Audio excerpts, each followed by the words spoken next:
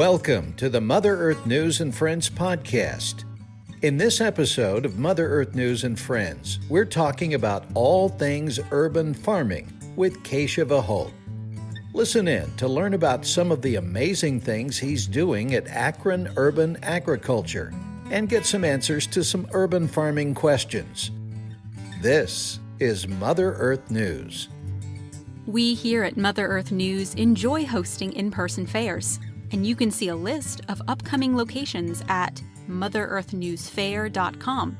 We're also excited to present you with the opportunity to get that self-reliant, can-do content for the whole family right from your own home. All you have to do is go to online.motherearthnewsfair.com and sign up for your favorite programs. Use the code FAIRGUEST for $5 off at checkout.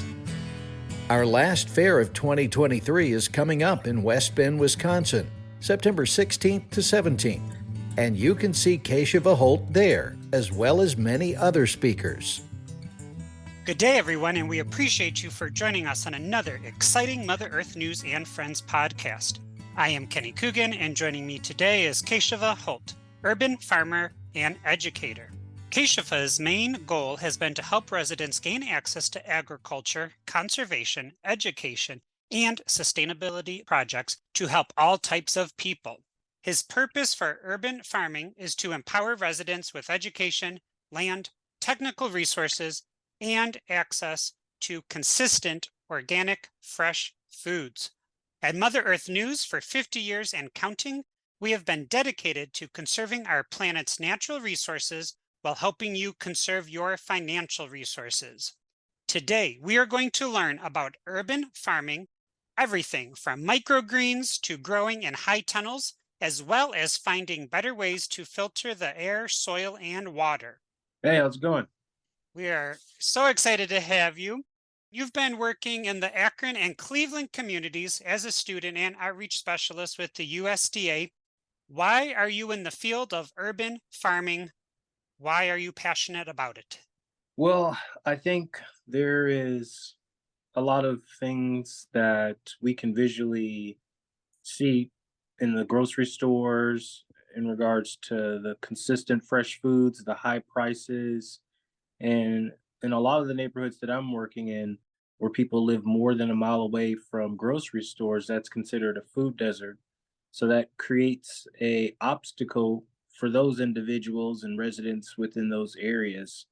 So part of the goal that I had in mind was bridging the gap between a lot of those barriers and showing people and encouraging them how fun and how easy it can be to grow your own foods, and just having different land spaces around the city in Akron specifically that I'm working with and that we actually own ourselves gives people the ability to have access to that information and be able to participate in some of the demonstration sites that we have available.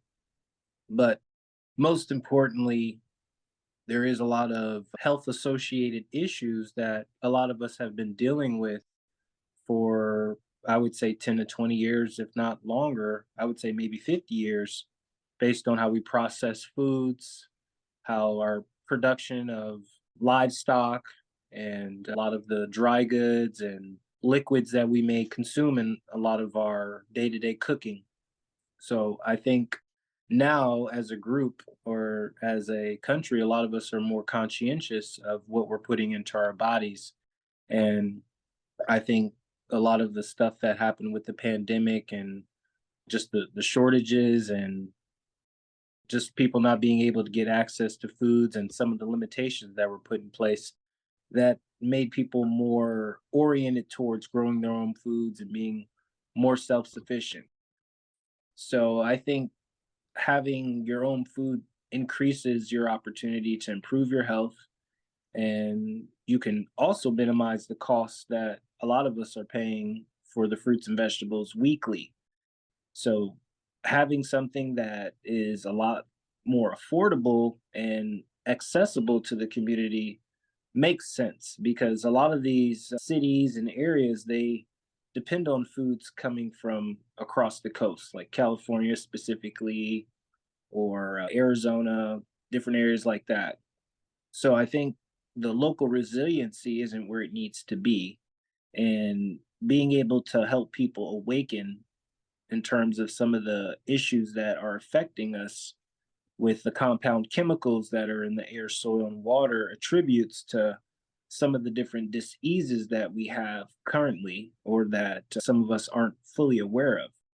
So I think the biggest thing is educating people on the importance of having healthy foods and looking at the longevity of your health and wellness and being able to promote that type of lifestyle. And I've been a vegetarian my whole life and grew up on a farm, and just starting in school and seeing how some of the options that were in high school and even on campus, they weren't accommodating for vegans or vegetarians, and just understanding the model, how some of these schools make money off of these contracts with a lot of soda companies, paying them in advance just to have their products there, and not being fully interested in looking at the students' future in regards to, health and just creating a viable community. Urban farms and gardening, like you said, it can be cheaper and they're definitely nutritious and they help with the mental and the physical health. But I really like how you said it can be fun.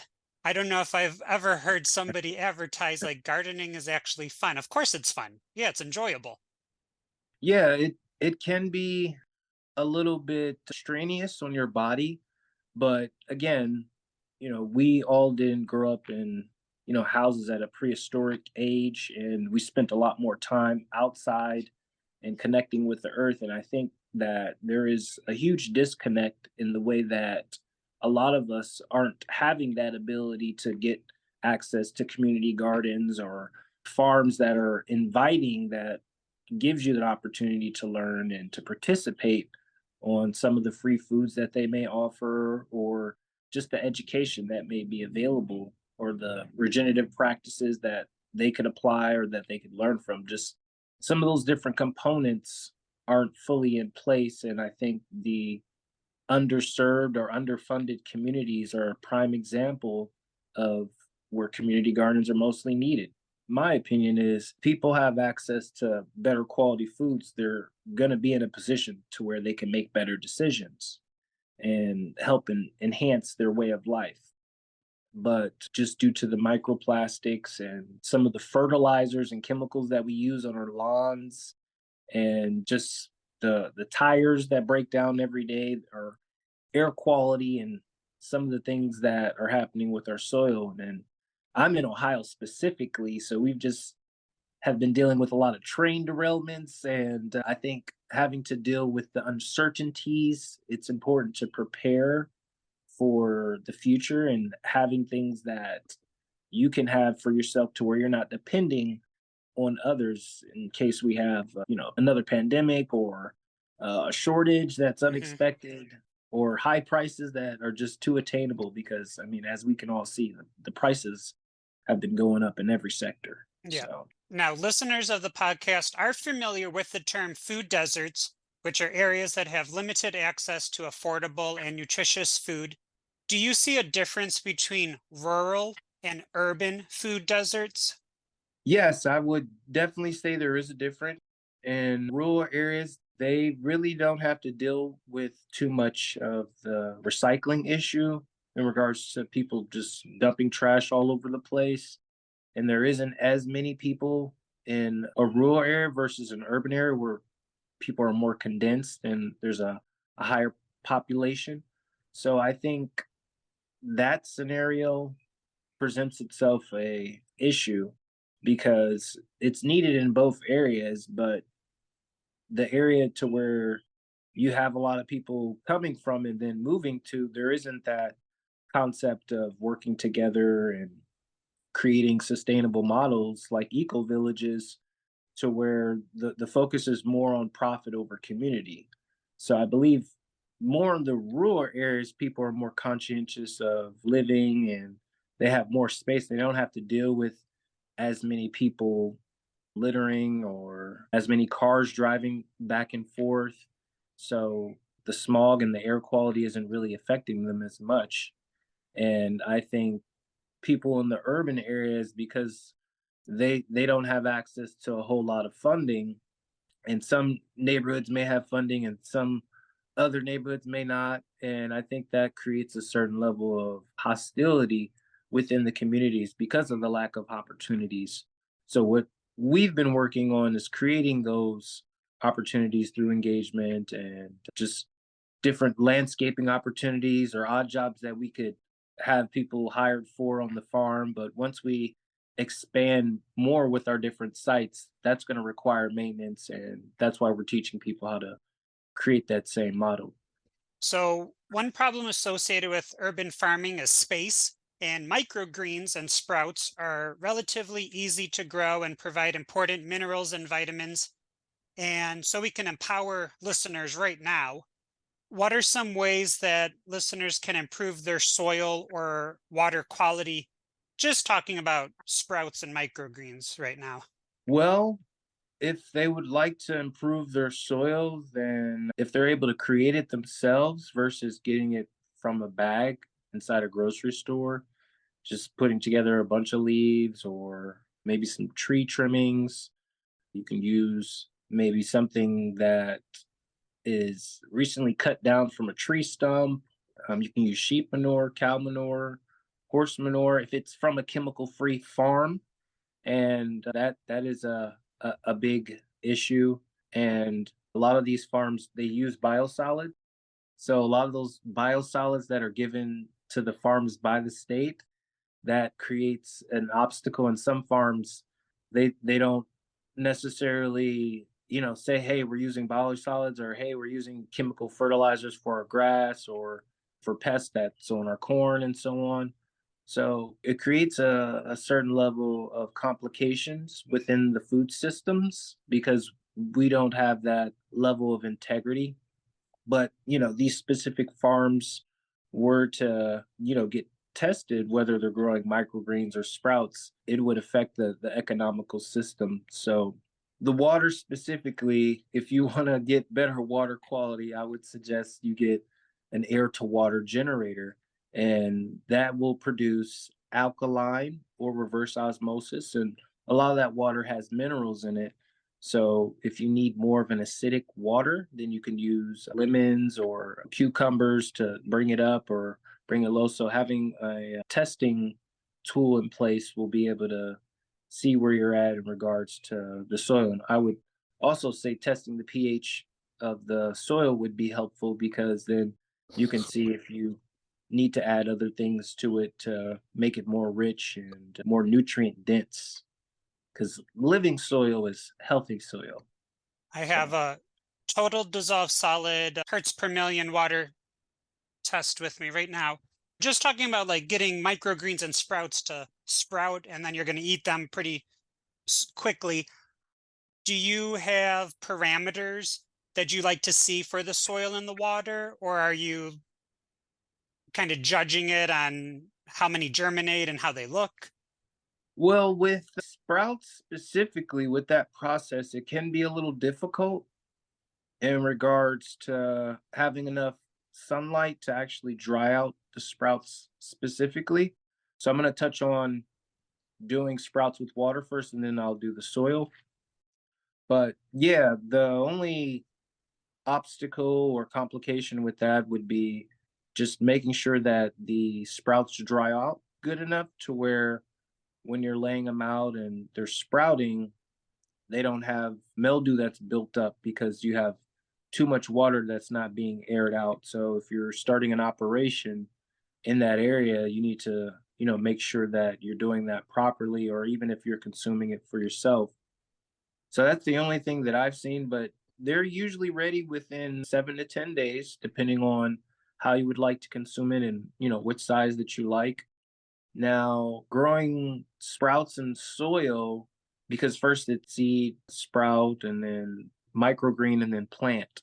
So through those different stages in soil, it has a different taste to it than if you're growing it in water. So depending on the type of soil that you have, if you construct those layers properly, or if you're doing it indoors versus outdoors, just make sure that you don't have too much of a clay-like soil or just basic dirt, because that's definitely going to affect the taste and your water source, where you're getting your water and how you're watering it. That's going to affect just the growth and the amount of nutrients that you have within the actual plant, because the plant can't filter contaminants.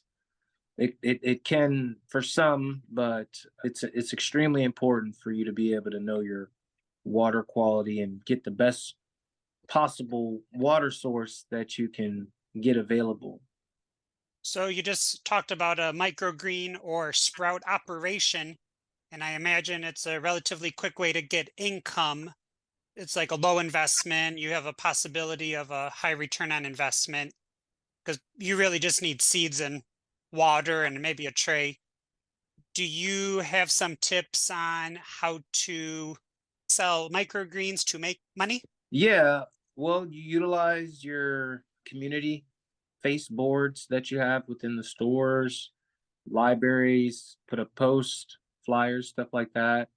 They have a lot of community group on Facebook. They have neighborhood apps that you can be a part of. And I think just the visibility, once people are able to see what you can do and what you can provide, that builds momentum. And from there, everything just basically takes off, because you'll have interest. And then as you're building clientele with those individuals, people may want to get subscriptions, like monthly subscriptions or bi-weekly, depending on their consumption rate. And you just have to keep in mind that, you want to make profit, but at the same time, you want to be able to keep in mind the amount of orders that you may receive. So if you're not growing enough microgreens, or if you're not keeping in mind the turnover rate in terms of how long it's going to take to sprout, then you're definitely going to get a little overwhelmed with wanting to fulfill the desires and orders of your new customers or existing customers. And then also, I believe having sustainable packaging for your microgreens and sprouts or fruits and vegetables on the farm, I think that is extremely important. What I would also suggest is having something that's more plant based, to where you're not using plastic that eventually break down the environment and that have a lot of PFAS. So that is a highly toxic chemical. So in order to minimize your intake, because there's microplastics in our clothes, there's microplastics in a lot of stuff that we wear every day that breaks down. So just doing whatever you can, and you can get plant-based clothing that doesn't break down like that. So there is other options, but just what, generally available for everyone. Those are some of the steps that you can keep in mind. And then also testing the air quality inside your enclosed space or growing area, I think is important. So you want to make sure that the humidity and the temperature is where it needs to be, so you don't have any type of buildup with mold or anything like that. But other than that, that is a pretty simplified process, but you definitely have to be able to make sure that you're concentrating on, what works in regards to the watering process. Because for some of the trays, you may need to water it with an actual watering container. And then once it reaches a certain height, you may want to use like a spray bottle. So it really depends on, your actual setup. If you have like a 5 foot rack or 6 foot rack or 3 foot. So depending on your layout, that's really going to determine what's going to, be easy for you. Or you may want to get a step ladder for some of those larger or taller racks. Because you're harvesting microgreens or sprouts in 7 to 10 days, do you need to provide them any supplemental lighting? I mean, if you're going to do it outside, you can, during the spring or summer, it'd be okay. Sometimes in the wintertime, if you have like a low tunnel, they'll grow, or even a high tunnel. I think the biggest thing is just making sure that you're paying attention to what type of environment you're in, and just making sure that you have the right team around you to help you stay focused with whatever you're doing. So if you don't put all the pressure on yourself, it'll make it a lot more easier for you. And this is adjacent to the microgreens. Many years ago, I visited a homesteader in England who started selling bread, like homemade bread from like Facebook on Thursdays. She would take orders and then she would make it on Friday and then sell it on Saturday. And then she didn't become overwhelmed, but she had so many orders, she had to enlist a friend. And Right. then maybe after like a year or two, they were both able to quit their normal desk job and just do the bread. And then they diversified into offering chicken keeping classes and then beekeeping classes. And it kind of snowballed from there. And obviously, this is something they're passionate about and they're able to do it in their urban townhouse. Yeah, and then also with the microgreens and sprouts, you can make a jerky, you can make powder, like a protein powder. So you could always dehydrate it, dry it up. Because a lot of times, sometimes when you have unfulfilled orders or if you grow a bunch of microgreens, you don't know what to do with it.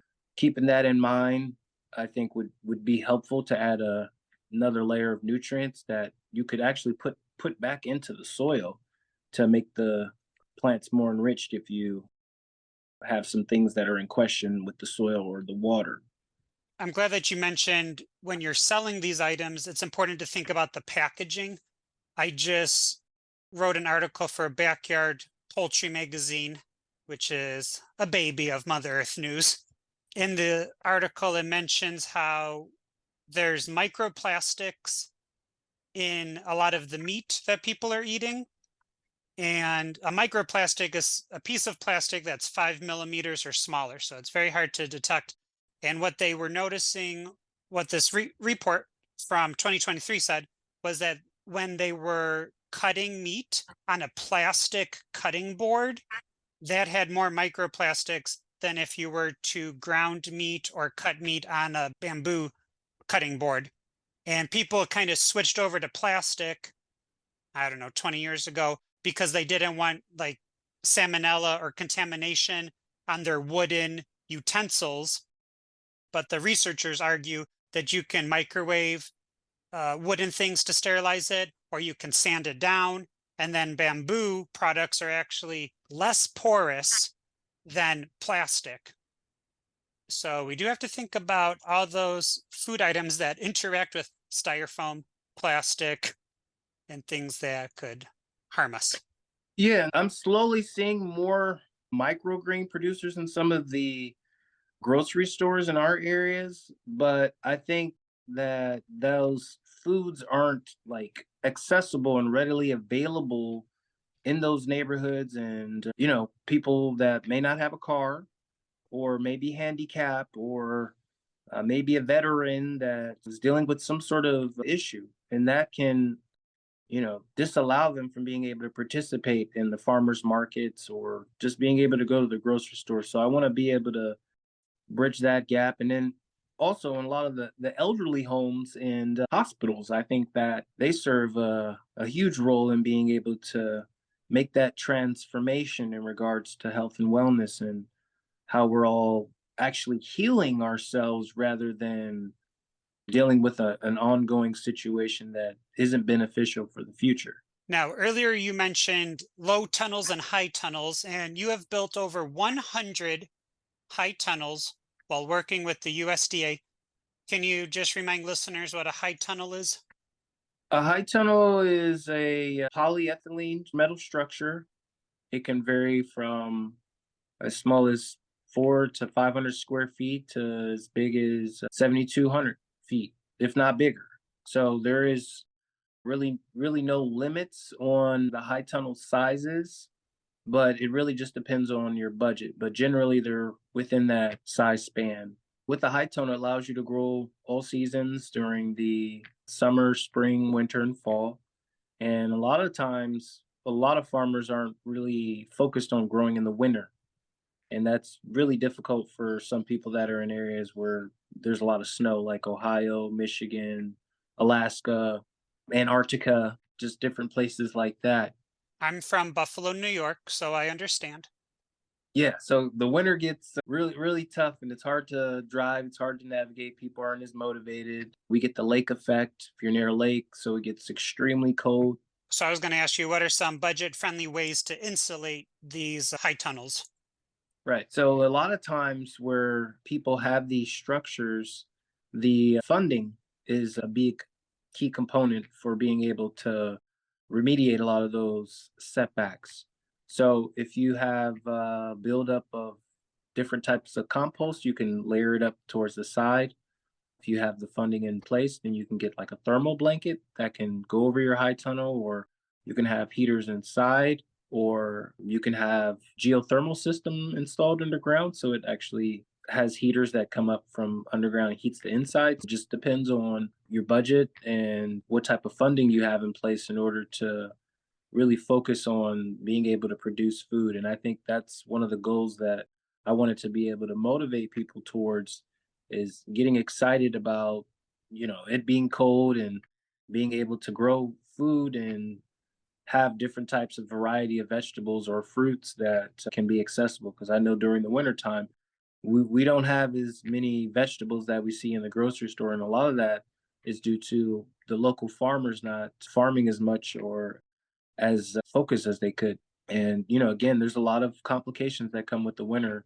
There's a lot of traffic and accidents that happen on the highway that prevents people from getting to and from. So I think just the whole stress about knowing that you have to walk in the snow, and it's a little bit harder when it's snowing versus it being, a nice day out or warm. So I get it. But at the same time, being able to plan ahead and think about the future and having consistent nutrient dense foods is what it's all about. That's the new wave. And the more that we embrace that, then we can have a healthier community, we can have a healthier state, we can have a healthier country. So we're just promoting healthier living one community at a time.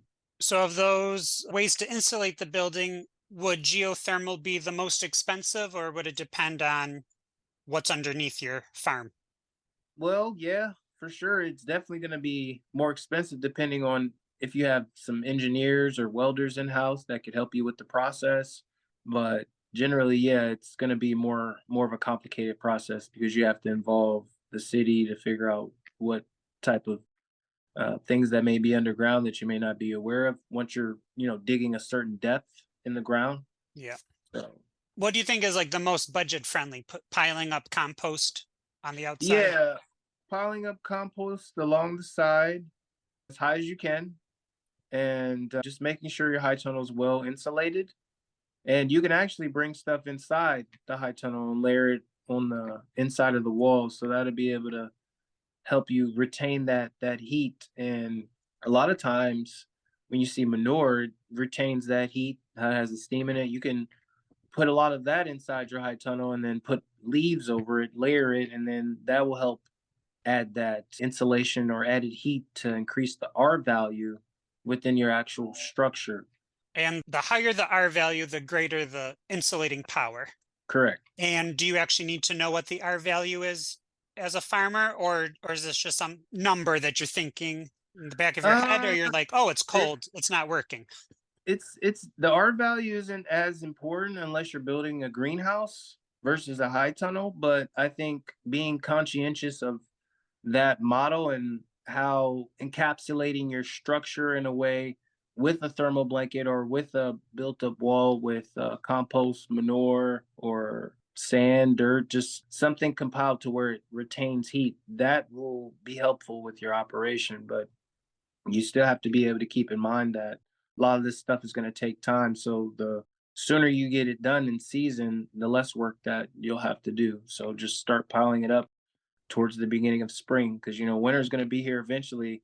And I think just doing everything all at once, you're going to be able to save some time, yes, but on the other hand, you won't be able to have that retained heat as you're doing it step by step over time.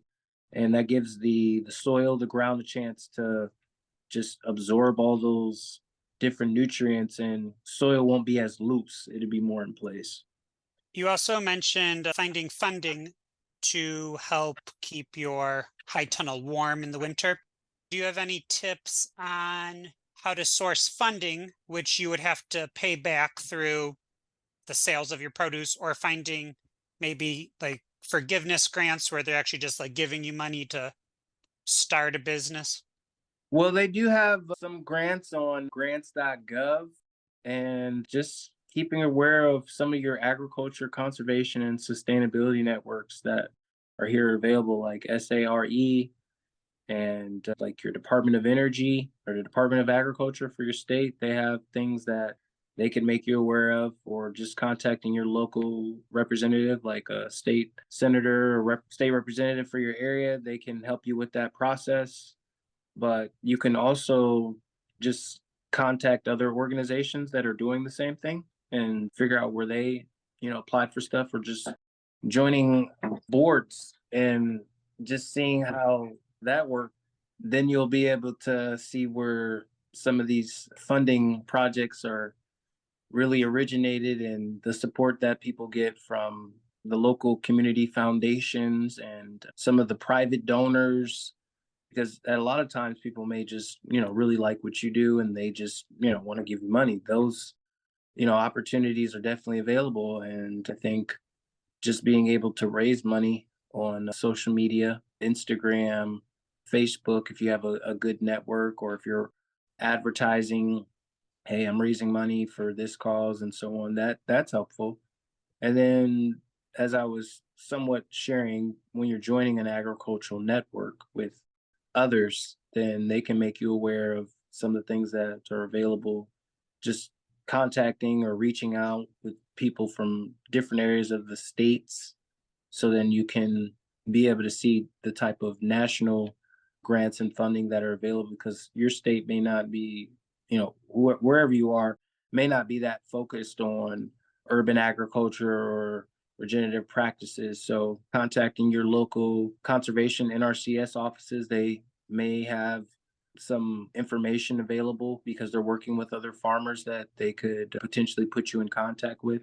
So then you can start learning, from them and some of the funding that they may have in place. But I think joining a board will definitely show you how an actual business is structured, and some of the bigger organizations that give large sums or quantities of money for projects oriented in that space, and then just reaching out to those individuals and seeing if they know other people that can give grants, or know what grants would be available around different seasons. And then some of your hospitals that are in the areas, and First Energy, and a lot of these major corporations, they all donate money towards projects that they feel are in line with their goals. Mhm.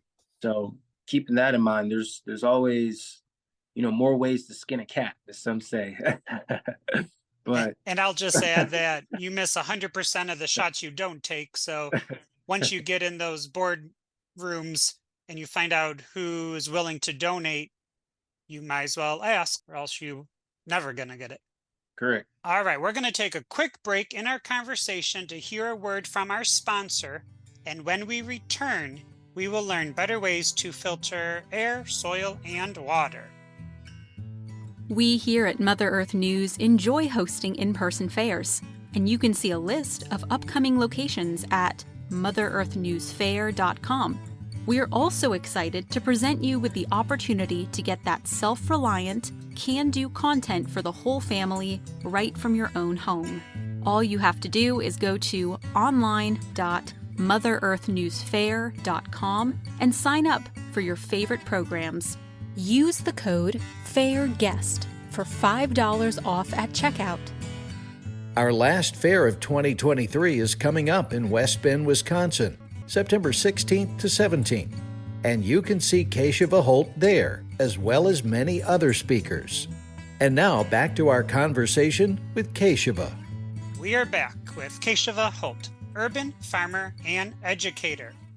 On the Mother Earth News Instagram, Deep Roots Community Farm asks, what gardening challenges are unique to urban settings? Well, I would say the land availability, because in a lot of these areas, they're vacant lots. And at times, a lot of people don't have the funds to actually purchase the lots or to do the maintenance that's required. And a lot of those areas, you're dealing with vagabonds, homeless folks, and that creates a certain element within itself. depending on, where your lots are. But a lot of our lots, we're in those areas. So we're creating different ways to engage with people in the community to where they can understand what we can help them be a part of. So paying some people to pick up trash every other week or here and there whenever we can. So making people feel more part of the project, I think, is helpful to deter people destroying your fences or camping out in your lot. And I have another example that with our particular farm where it's located across the street, we actually bought one of our sites to provide support for someone that had a high tunnel structure that was newly built, and someone actually had lit it on fire and was just doing different things to destroy the structure. So we felt, just with our organization, getting property and just supporting other urban farmers in those areas will help minimize people just not really appreciating what we have in the environment. And then we had a local beekeeper that actually had some of his stuff destroyed, but it wasn't anything that was really expensive. So I think when you're dealing with neighborhoods that have a certain level of distrust and don't really understand the bigger picture of how having free foods can enhance their way of life and can provide them the ability to potentially get a job or work with the farm or to have an opportunity to enhance their career. Just the resources, mainly just having soil that is good for growing. And And and that's what the next question is. Deep Roots Community Farm also asked, what do you recommend for soil testing? Do urban soils need to be tested for lead, arsenic, or anything else based on historical land use? Excited to hear this episode. yeah, well, I mean, they have local universities that may want to participate in the process. They have certain national organizations that would be willing to help with that. Some local organizations. It shouldn't really be a process that's expensive, but what I would suggest is testing in quadrants to get an accurate reading, and that will be able to help you identify some of those different elements. And I think what would also be beneficial is maybe getting a in-house testing kit. They have different kits online, like Amazon or even at Home Depot, to where it may not test for everything. So you may have to have a couple different things that you have in place. Just also remediating the soil. It's a process within itself, and they do have certain nanotech out there that, depending on your budget, can actually consume a lot of those chemicals that are in the soil, and that's going to be more budget friendly here very soon. But as of now, it's a little expensive. So there is different things that are in place, but if you model your business or your organization more towards a research purpose, then a lot of those things that are high priced, they'll be readily available for you. Can you remind listeners what nanotech is? Well, nanotechnology is similar to microplastics, but it's almost like a miniature robot that can be controlled, and it's in a lot of the foods that we consume to bring out flavor, to have the foods look a certain color, or to give it a certain type of feel. So there's nanotech in glasses, there's nanotech in the clothing, some of the clothing that we wear in terms of the manufacturing process.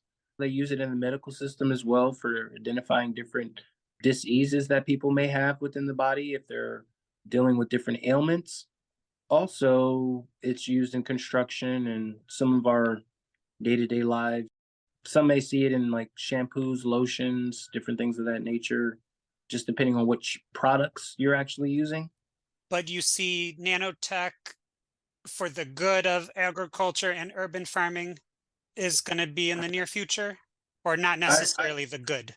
well, because we have so many chemicals embedded in our soil, I think having a biodegradable nanotechnology that we could implement into these different phases to start cleaning our air and our soil and our water, because we do have a lot of contaminants that are being, I would say, released into a lot of our waterways and watersheds. And, you can look up a lot of the corporations that are in your area and see where they're manufacturing and so on to kind of see what you may be near if you're interested in taking your project to the next level, and then kind of seeing what's going on with that, and then you can tell what type of chemicals you may need to test for.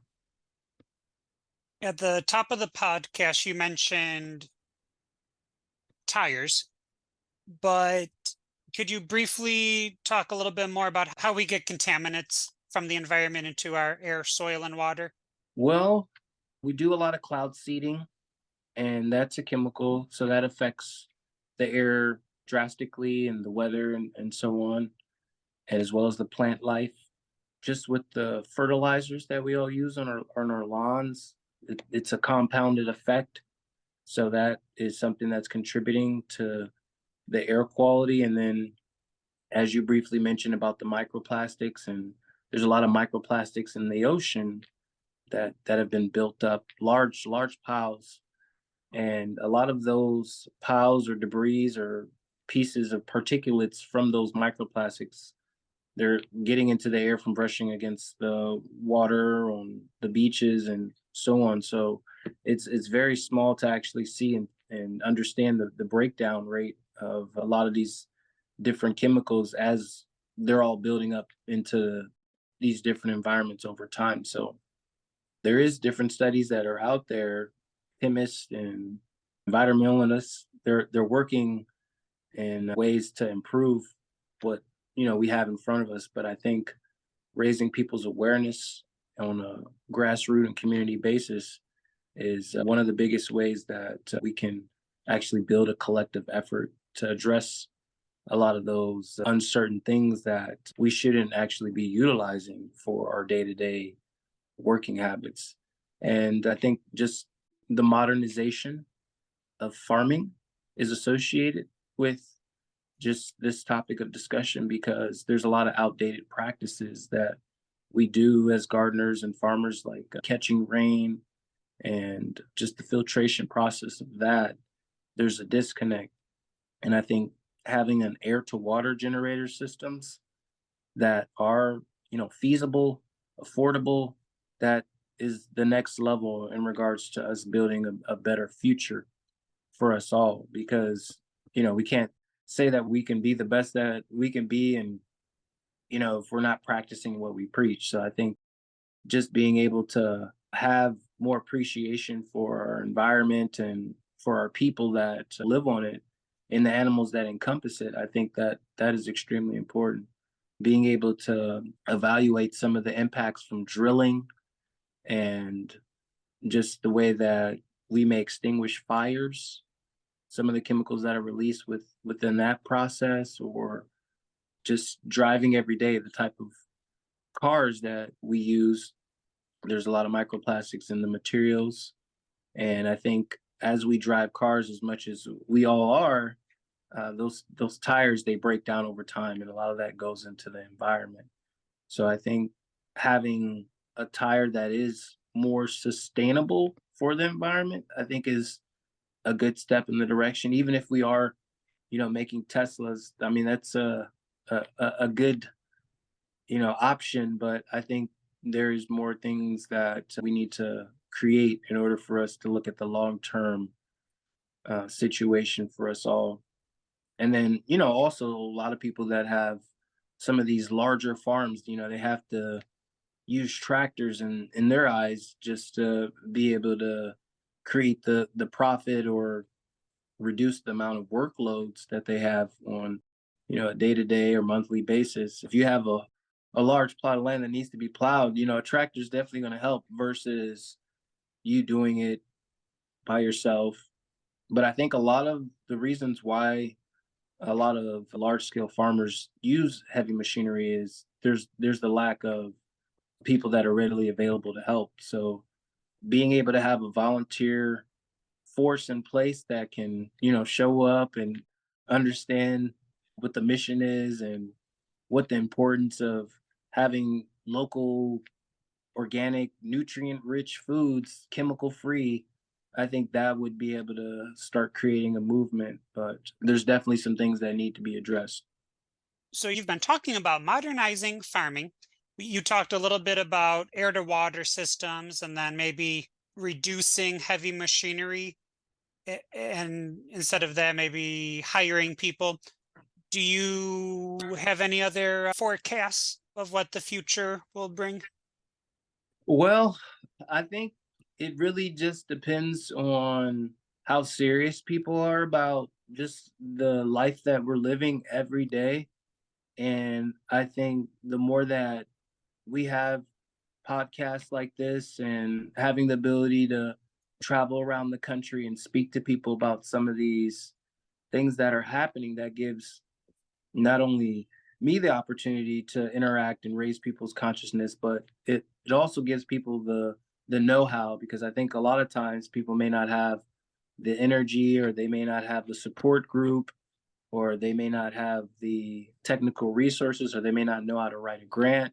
And that's some of the different things that I actually help with, or our organization helps with, and we bridge that gap. So sometimes it takes just having annual meetings just to be able to raise the consciousness level. So there definitely is hope. I think things are improving. You just have to know where to look. And I think the biggest thing is just knowing the process on where you're getting your food, and holding a lot of those farmers accountable for just being chemical free. Or if they're going to advertise organic, they need to, say at least what type of chemicals are they're utilizing for their grass, their weeds, and if they're near, other neighbors that may be using chemicals, because you have chemical drift. And chemical drift, you it can drift hundreds and hundreds of miles. You only need about 1 to 10 miles per hour of wind speed. So you don't need a whole lot of wind speed in order for the chemicals to drift into different atmospheres and different elevations. So I think keeping that in mind is helpful. And then also to reduce some of the microplastics and contaminants that are in the air, you can actually do windbreaks, like install trees along your fence, just to minimize some of the things that may be passing by in the air. And then also to protect a lot of your livestock, or if you're wanting to keep everything at a certain type of temperature, reducing that wind coming back and forth would be helpful. But also putting fabric, something that's plant based specifically, on your fence, whether it's on the inside or outside. And you may want to think about replacing it every so often. I would say maybe six months, every 6 months. You could do a year. It just really depends on how it looks. If you have a whole lot of cars that are driving by, you have a whole lot of activity, whether it's agritourism, new construction, that's some of the factors that you have to keep in mind. And then, visually you can see if it needs to be replaced. So I think that would be a good preventative option for people to put in place. But, again, there is some budget friendly options that are out there. You just have to do a little bit of research. Keep in mind that a lot of these companies that are selling these products, they're manufactured from somewhere else. So as long as you figure out like where the source is, then you can, reduce your initial cost, or just have some way to build a partnership or a relationship with those individuals. Now, you mentioned your organization and you're the executive director of the Akron Urban Agriculture. Can you share with us some of your future goals? Well, right now we're focusing on research and showing the importance of using alkaline or reverse osmosis on your microgreens or sprouts specifically. I think that's an important step. A lot of people are just using tap water. So I think reverse osmosis definitely works. I think it would be beneficial depending on your area, because I know in a lot of areas like Michigan, and I would say Texas, where they have dealt with water issues, in regards to hurricanes and natural disasters and so on, or just being connected to the grid and things happening. So I think having that in mind, and knowing that your pipes may not be newly replaced, and some of the things that are associated with the buildup, I think that's something to definitely be conscientious of. most importantly, we're just focusing on raising people's consciousness in regards to the information. We're not in competition with other farms. We're teaching farms how to modernize their practices and how to prepare for water shortages, or how to help them get into the farmers markets in a way to where they're not just wasting a whole lot of money driving back and forth and not selling vegetables and fruits. And then just being visual in a way and having us have access to these different land sites to where people can come and learn, come and help out, help us clear land, being in a situation to where they can participate on some of the things that are happening, and just having a timeline online to where people can say, oh, okay, well, this is how they started. This is the process in regards to, dealing with the land bank or dealing with city, because in different areas people don't always have land banks. I know that generalized depending on the area that you're in, but building a relationship with the city, I think, can be helpful, or the council person in your area, so then you can expedite a lot of setbacks that may be unforeseen in regards to some of the zoning or some of the building permits that may be associated with a compost toilet or a high tunnel, or just having a living structure on your farm. There's a lot of things that you have to be aware of instead of just building. And then I think the insurances that are involved with selling food, whether it's packaged, bottled, I think that's definitely something to consider. And, if you're not, doing things the right way, then your farm could be tested.